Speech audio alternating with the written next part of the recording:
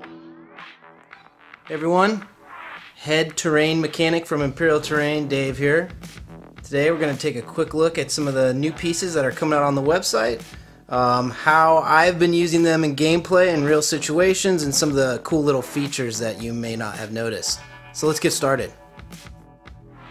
Alright, so we're starting off looking at the wrecked MOS 1.1. You may remember from the doorway and some of the windows and ports and whatnot that this was the MOS 1.1 version 2.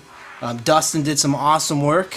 He's been doing a lot of work with us, and hopefully we can get him to do some more stuff in the future. So I just want to point out some of the highlights. This is actually 1, 2, 3, 4, and there's a couple more pieces I haven't printed yet. I think 6 total pieces for just this one small model. It's wrecked completely, as you can tell. I really like this. Dustin recommended, that we split it up and we don't have everything connected, so that there's a lot of movement for units to fit through, and you kind of have the decision. Do you want to base it like this? Do you want to leave it open? Also, everything is pretty much light cover in certain situations, as you can tell here. By the way, the best squad in game right now, the Snow Troopers with the equipped flamethrower. Sorry, favorite unit. So what you'll see is you can move these around, and if you notice, these are actually some of the bits from that wrecked side porch, right? And you can kind of set them up however you want to. I usually kind of do it in a square shape, if you will, so that units can move in and through this terrain piece and still utilize it to break line of sight, maybe, but more so to get light cover. What's kind of cool is you can get behind these taller pieces and receive a bonus or get out of line of sight from maybe an ATST if you're fighting imps, or a T-47 or whatever will come down the pipe. Also included in this, and this is this one, all these pieces will be in different states, right? I'm trying to actually kind of get these ready for my own board, so I've hit them with the rattle, a couple different rattle cans, but these guys have just been primered. And what this is this is the darn roof to the MOS 1.1. You might recognize the little canister right there, and so this one we kind of set up like this, as if it's fallen, and now it is really pretty much a great little crater, right? Perfect height for the unit to get in. Get a little bonus there from cover, maybe even heavy cover, cover 2. Give them a lot of room. And we left it open. At first it was connected. Wasn't going to be enough room for a unit, but clearly you can see now you can print this or buy it and spread it across. If 2 or 3 of these, and they make for cool pieces. And then I'll get these finished up and I'll show these as well. All right, let's move on to the next one. Oh yeah, baby, here it is. This is my favorite one. I think there's many more to come, but this is the wrecked urban dwelling V2, right? We've got the bars and the windows, etc.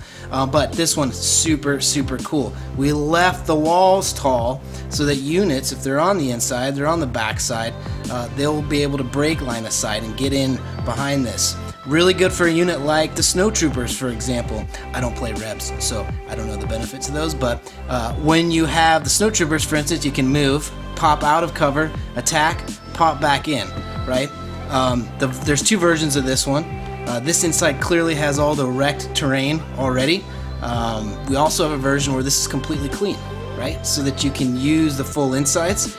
Maybe put a couple crates or whatever you'd like in there. I really love how he kind of did the variation here along the sides, and you can see where this building has just had the heck kicked out of it. So I was looking to see if I have one that, nope.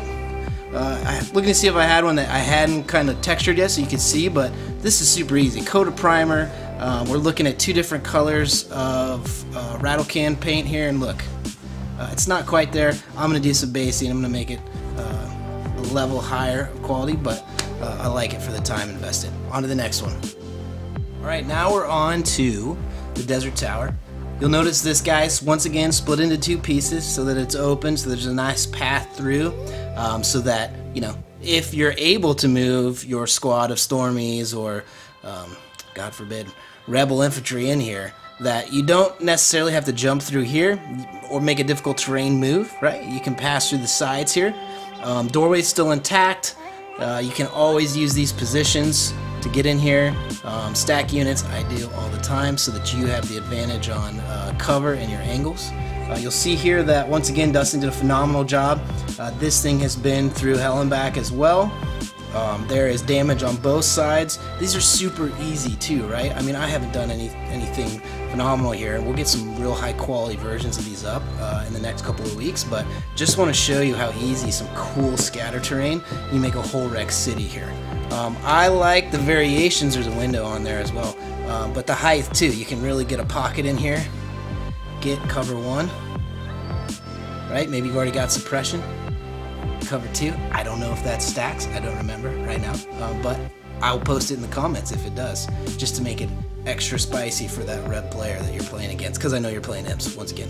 Alright, cool. Move the camera real quick. This is, I mentioned the urban dwelling was my favorite one, but to be honest, this right here, and I apologize for it being ugly, but I just hit it with a coat of primer just to get it ready.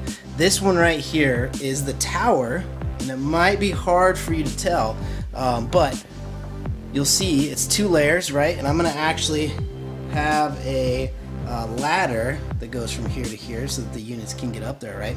But check it out, full squad on the top, right? If they're in this situation right now, they are dominating those rebels. Now, this is a training scenario, so we're standing stormtroopers in, but they're dominating those rebels over there. Even if they're in cover, look at that. This is an elevated fighting position. This is beautiful, okay? Give you a little full look around. Prints very well. All right, guys, apologize here. Look at that, comes right off. This was the first version, our test version. This next version has nubs. What I'm gonna do is I'm just gonna use those nubs on the next version, glue that thing on there, and then boom, I've got a great elevated piece of terrain. You guys have been asking for elevated terrain, and we're delivering. Everything moving forward will be focused on gameplay and alignment with the rules, and tactically makes sense. All right, on to the next one. Here we go. Last but not least for the wrecked terrain bits, wrecked desert house, small house, just depends what you call it. Check it out. Huge hole on the side, huge hole on the back. The roof is messed up as well. That one's out drying outside right now, and I'll make sure I'll get some pictures of that up on the website, but check it out. I love these holes. I used this thing last time to maintain a covered and concealed firing position from 3 squads of rebel infantry, and oh my, was he in trouble. It was great. I mean, guys, I'm sorry. I'm just an Imperial player. I keep saying this over and over again. You're going to hear it 6 times because it's all going to be one video, but I apologize. Look at that positioning, right? Bring the AT-RT up. Bring them on in. I'm going to hit him, right? I'm going to do my recover, and I'm going to hit him again. But I digress. We're talking about terrain. Okay, so this piece, the house, here's your base, comes with a roof, and that's it for the house. Let's talk a little bit next about a new vehicle. Okay, one of the new vehicles you may have noticed is the armored transport, or the armored shuttle. This is not intended to be used as a vehicle in the game in any way. This is intended to be a cool piece of scatter terrain. Okay, as you can see here, I have the new version that's shipping now. Actually has some pegs on it, and it lifts off the ground to give it that effect that it's a true repulsor lift vehicle. Very easy to do. And then these are just some resin prints I had painted up for detail, but check it out. Perfect size, get your units in behind it. You know, it makes the city more alive. My thought when we originally designed it was for it to be a VIP vehicle, right? One of those objectives that either the Empire or the Rebels have to go knock out either the vehicle, or it's already been knocked out and they've got to go snatch and grab a VIP from that location and then take them off the map to win. So all kinds of different scenarios, right? Check it out. This thing printed very clean. This is 0.2 resolution, by the way. Nothing crazy. It's about 1, 2, 3, 4, 5 parts. These little guys, you can put them on if you want to or not. Take it up to 7. Everything printed very well. And this thing came out, once again, very clean. Okay, that was a quick review of the Wrecked Desert Bundle in its entirety and the Armored Shuttle. Got any comments, questions? Please post them down below. I'm going to start making better videos, so I apologize for the quality of this, but we're working on that game. We're working on making some more regular updates to the YouTube channel, so appreciate it. Thanks.